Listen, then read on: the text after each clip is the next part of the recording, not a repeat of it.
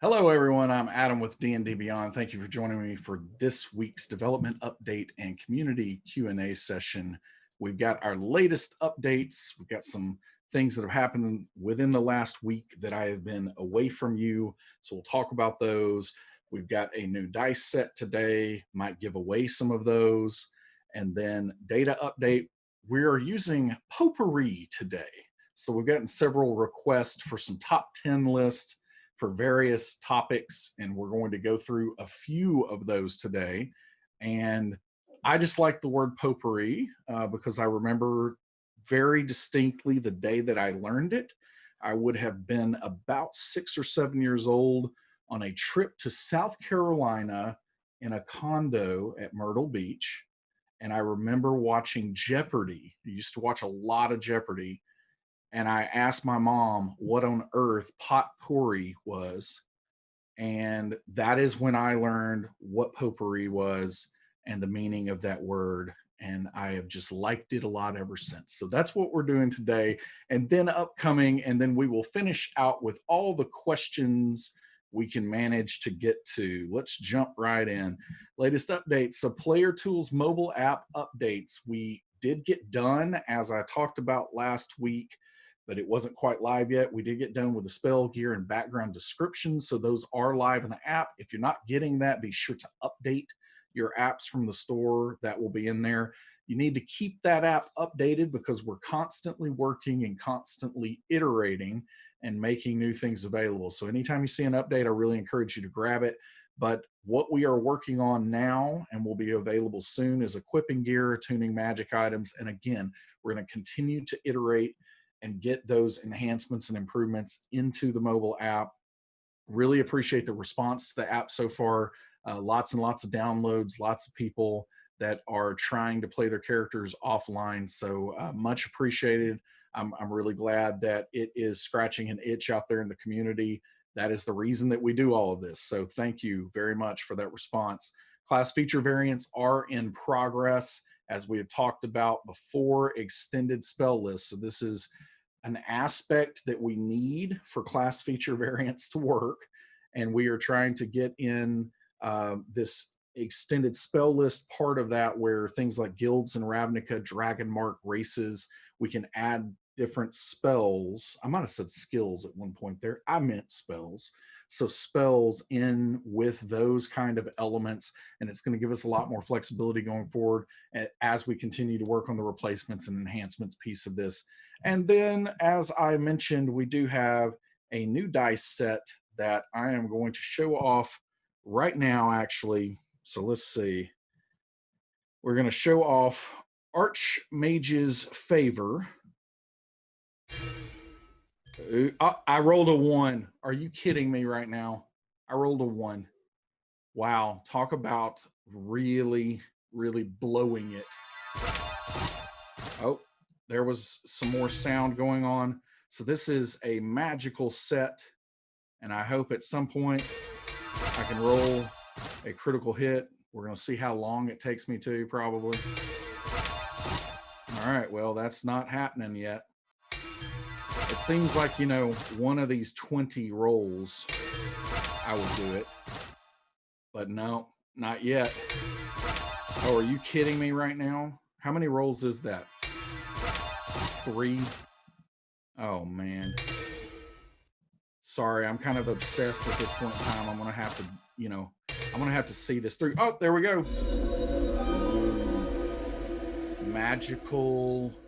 Magical swirling energy on a critical hit. So Archmage's Favor is available now on the marketplace. You can pick that up. It is a very fun one. I was actually using this set with this character that I played on the stream a couple of weeks ago, and it matches, especially if you go with the pink and or purple and or gold themes. It works really, really well for that. Let's talk about a data update now. So top 10s is what we're going to get into. Potpourri. So first of all, top 10 feats, and this is across active characters, and top 10 feats that we have. This has been the case since day one. Warcaster is the top feat that we have. So very, very useful feat for spellcasters naturally. Very powerful feat. It is always at the top. Tough is actually very well represented as well. I like tough. Tough to me, tough is one of those that lives at much higher levels because I have other priorities in the lower levels to mid levels, but it sure is nice if you're playing that character at higher level and then you pick up that feat and then you get just this influx of hit points at one time. That's really, really nice. Sharpshooter, observant, alert, lucky. I think you're going to see with something like observant being up there. It's one of the few, if only, um, feats that give an ability score increase to that ability. While being one of those half feats like that, naturally unearthed arcana just introduced several others that I think have, at least based on the buzz that I've seen, pretty popular. So we'll see how that goes for development of the game. But yeah, so you see, lucky is pretty well represented. Everybody likes that one. It is hard to pass on that one for most characters, to be honest. And so these are the top 10 feats. We also have the top 10 backgrounds. Criminal and spy is at the top of that. I wish that there was a way to know how many people were playing that as a criminal versus a spy. So we don't have it broken down in that way. But for instance, with me and most of my characters, I typically don't want them to be criminals, but for whatever reason, I am completely fine with them being spies. There's probably moral ambiguity on all sides of that, but yeah. So criminal spies at the top. We got soldier, sage, folk hero, haunted one is representing pretty high there. Lots and lots of emo Shadar Kai out there with the haunted one background, acolyte, noble, outlander, hermit, and far traveler. Far traveler is one of my favorites that are in a published source. Being perfectly honest, I normally customize a background, per the rules that are available in the player's handbook. So let's look at top 10 cantrips. So these are top 10 cantrips across all characters, classes, people picking up cantrips with feats, whatever way that you can access a cantrip. These are the top 10 cantrips across active characters. It's kind of, interesting to see Eldritch Blast, which is only on the Warlock spell list. There are other ways to get it, of course, but it is only on the Warlock spell list being represented this highly. As we saw from last time, Warlock is the top, am I saying it? Yeah, top spell casting class on D&D Beyond across those 35 million characters. But yeah, so those are the top 10 cantrips there, top 10 magic items. Lots and lots of potions of healing are on this list, and the rest of that list is not surprising in the slightest. Next time we do this, we'll try to take a look at this without potions, or maybe we'll say without consumables, maybe, and we'll see what the results are there. But Ring of Protection, Cloak of Protection, very classic and hard to pass up magic items. And then you see daggers, shields, and long swords. I think a lot of this comes down to those are pretty commonly represented in official adventures, but they also are the top weapons that people use across all of these D&D Beyond characters too. So those are the top 10 magic items. We haven't looked at this before because Artificer is pretty new, but we have top 10 Artificer spells. Cure Wounds is the top prepared or chosen spell across the whole game. So that, again, I think probably makes a lot of sense. So across all spellcasting classes, Cure Wounds is chosen more than any other spell, and that holds true for the Artificer. You've got Mending, which sure does make a lot of sense for an Artificer.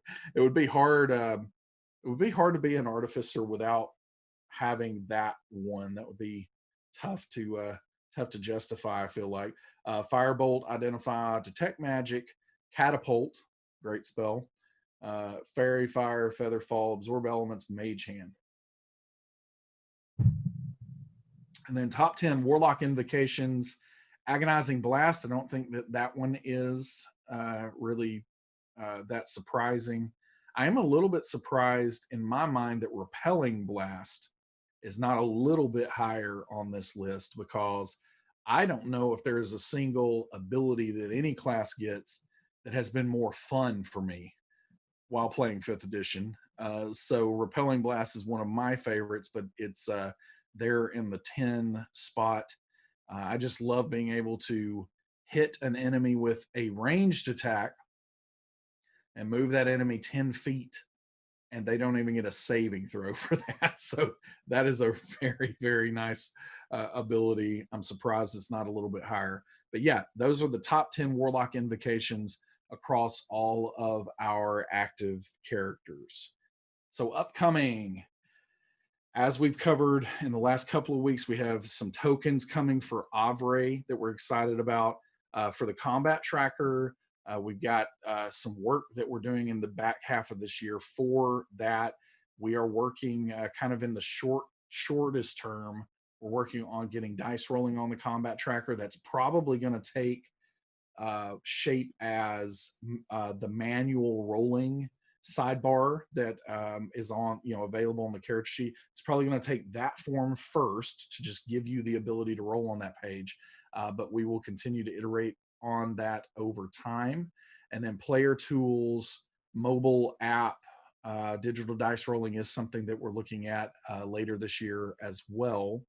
And so keep an eye on that. Another note that I want to bring up while we're here on this upcoming screen is that we have made some changes very recently. Several of you have already picked up on this because I guess you probably have subscribed for updates or something to the public roadmap Trello board that was available for D&D Beyond. And I just wanted to inform everyone that we've made some changes to that. We've retitled it to upcoming features as opposed to roadmap. And there are several reasons behind this. I updated a forum post to explain more of those reasons. But briefly, this roadmap is something that I personally started a couple of years ago, I think, at this point in time. And it was, the intent behind that was for us to be very transparent about what our plans were for D&D Beyond.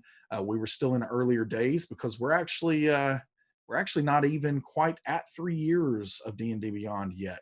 So we are coming up on the anniversary here. August the 15th will be 3 complete years for D&D Beyond.